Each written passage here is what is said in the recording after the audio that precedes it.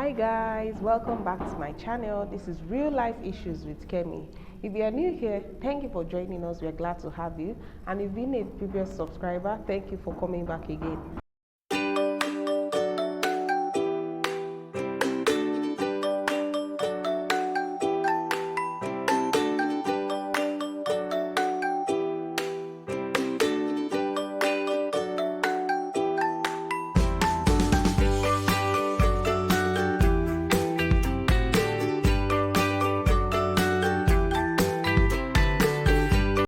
So today we're about to talk about something really important and entertaining and also informative and educating, which is about Ramadan. Yes. So my last video I talked about the benefits of Ramadan and the benefits of fasting and what fasting does to your body. And one of the points we talked about during that video was that fasting reduces your blood, or rather it lowers your blood sugar level. And so I've gotten a special request to talk about if a diabetic can take part in the Ramadan or in the fasting. So let's go right into that and let's answer the question. But before I begin, I want to talk about the types of diabetes that we have. Now, whatever type of diabetes it is, please note that the common culprit here is raised blood sugar level, that is high blood sugar level. So what are the types of diabetes? We have the first one, the type 1 diabetes. We have a type 2 diabetes, and we have gestational diabetes. Now, type 1 diabetes is an autoimmune disorder, that is, your body is fighting the cells in your pancreas that is supposed to produce insulin. In type 2 diabetes, it is more of a genetic or a lifestyle condition, whereby it is caused as a result of your lifestyle behavior or you've inherited it from your parents. While the third one, which is gestational diabetes, usually occurs in pregnancy.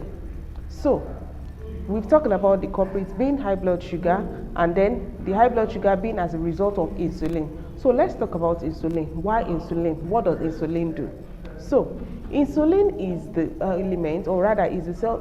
Insulin carries glucose to your blood cells. That is, when you eat and your body produces glucose, insulin is supposed to carry this glucose to your blood cells.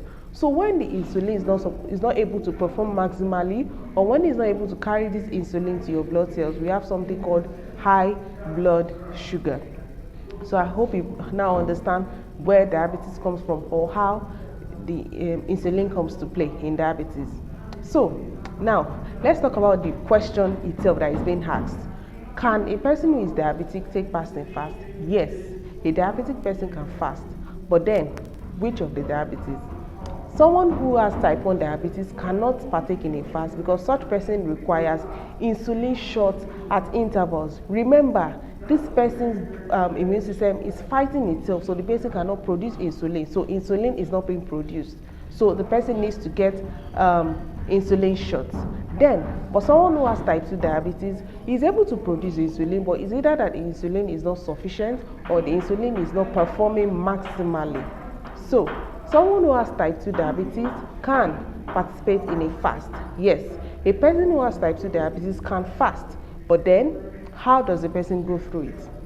Remember, during the process of the fast, that is during your fast, in the day when you are fasting, the blood sugar level has been reduced. But then, when it comes to the time to break the fast, that is the iftar, it's time for you to take your meals. Note, at this point, if you are not careful, or if you do not manage this process properly, there's a possibility of you having a spike in your blood sugar level again. So what are the steps you're supposed to take to prevent a spike in your blood sugar level at the time of breaking your fast? Now, the first thing you're supposed to do, which has to do with your diet, is that do not take, or as a matter of fact, cut out carbonated drinks or refined sugars. So I know you've had a day of fast, you've stayed away from food and all that, then you want to reward yourself. Do not reward yourself with a carbonated drinks or with a pack of juice. Why? Because this is just going to do what into your insulin. Is not going to be able to convert all these new rush of sugar, or rather insulin will not be able to carry this new rush of sugar, this newly generated glucose to your blood cells, and so you will now have a spike in your blood sugar level, which is one of the reasons why you have diabetes in the first instance. Now, what's the second thing to do? Do not take all your meals at a go. Yes, once again, I know it's time to reward yourself. You've had a whole day of fast, and then it's time to eat. You've planned for the meals that you normally eat in the afternoon and night, and then it's time to eat. You might be tempted to have your meals at a go, but no. Having your meals at a go again will lead to a spike in your blood sugar level. So what should you do? Eat your meals in portions. Yes, eat your meals in portions.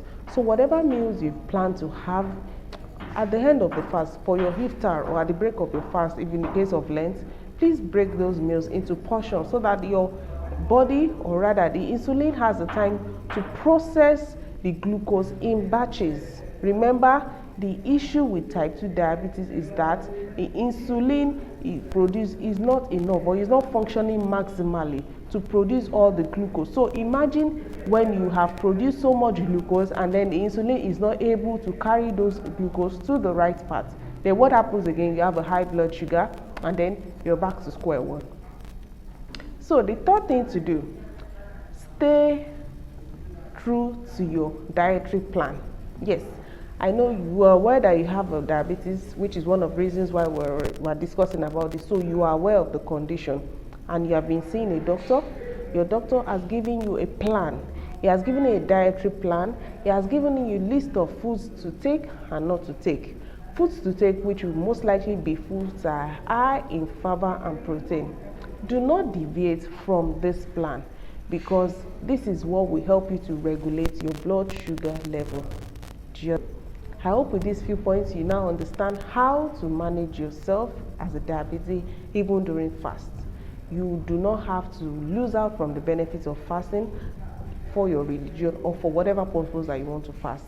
So, I hope you've been able to learn one or two things about fasting and diabetes. So till I come your way again next time with another exciting, entertaining and informative video about healthy living and healthy lifestyle behavior, I remain Kemi. If you've not liked this video, or you've not subscribed to my video or turned on your post notifications, please do that now so you can get updates whenever I post another healthy living update or healthy living behavior video. So till I come your way again next time, bye.